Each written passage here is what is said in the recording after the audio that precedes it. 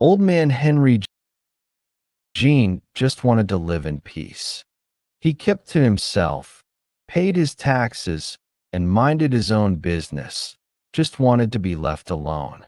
But ever since Jerry moved in next door, his life had become an unrelenting nightmare of honks and toots and surprise attacks. The first time it happened, Henrygene had simply been checking his mail when Jerry came charging out of his house, bugle in hand, blasting it right in Henrygene's face like he was rallying troops for battle. At first, Henrygene tried to be patient. "Neighbor, will you please stop blowing that horn?" he pleaded. Jerry just frowned and gave the bugle another mighty blast. It didn't matter if it was day or night. If Henrygene so much as peeked outside, Jerry was there, horn at the ready, blowing it in his face. One evening, Henrygene tried sneaking out the back, only to find Jerry already waiting in the bushes with a bicycle horn. Honk! Henrygene nearly choked with fright, tripped, hitting his head. Then, things got weirder.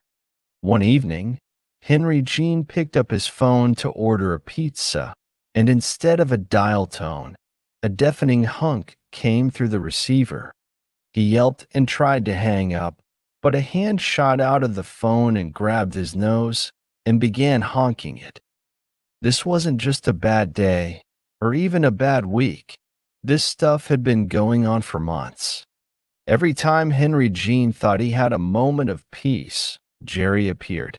One night, exhausted beyond reason, Henrygene shuffled to his fridge for a late-night snack, hoping for just a few minutes without a horn.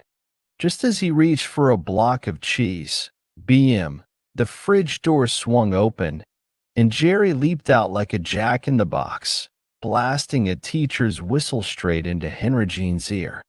Henrygene shrieked, "Please stop blowing that horn."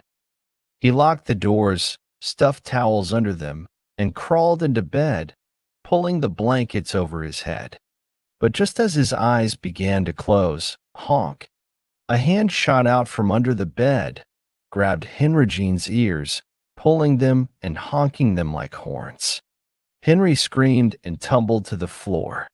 He shone a flashlight under the bed, nothing. Warily, he climbed back in. Just as he drifted off a hugga, Jerry sprang out of a dresser drawer, a hugga horn in hand, blasting it in Henry's face. Henrygene scrambled away, knocking over a lamp. It went on for months, possibly years. Every time Henrygene found a new place to hide, Jerry was already there. He popped out of the closet, blowing a shoehorn like a trombone, and then poked Henrygene in the eye. Later, Jerry somehow squeezed himself into another drawer, bursting out with a fire siren just as Henry tried to grab a fresh pair of socks. He dropped from the ceiling like a lunatic spider, bugle in his mouth, sending Henry into a full-blown panic attack. The final straw came when Henrygene tried to barricade himself in the basement, only to hear a faint toot from the shadows.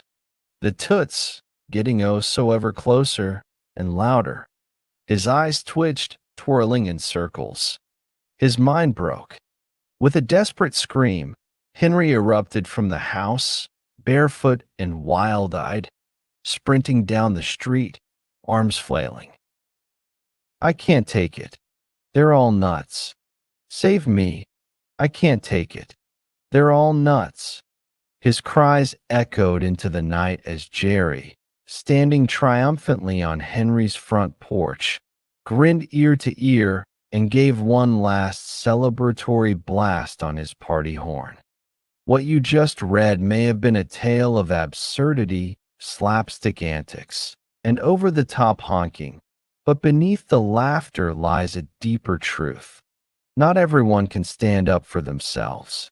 There are good people in this world, quiet, kind souls like Henrygene, who simply want to live in peace but find themselves tormented by those who take joy in their suffering.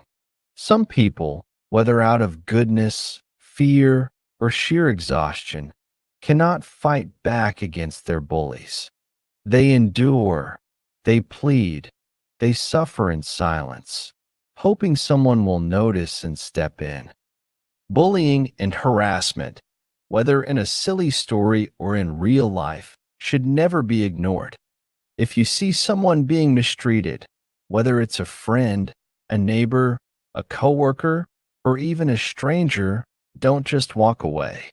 Don't let cruelty go unchecked. Stand up for those who can't stand up for themselves. Be the voice that speaks when others are silenced. Be the strength for those who have none left. Because while Henry's suffering may have been exaggerated for humor, in reality, far too many people feel trapped, unheard, and alone. And unlike Henrygene, they may not have the strength to run screaming for help. They need you to step in and blow the whistle not in their face, but on their tormentors. Eugene, Mathena.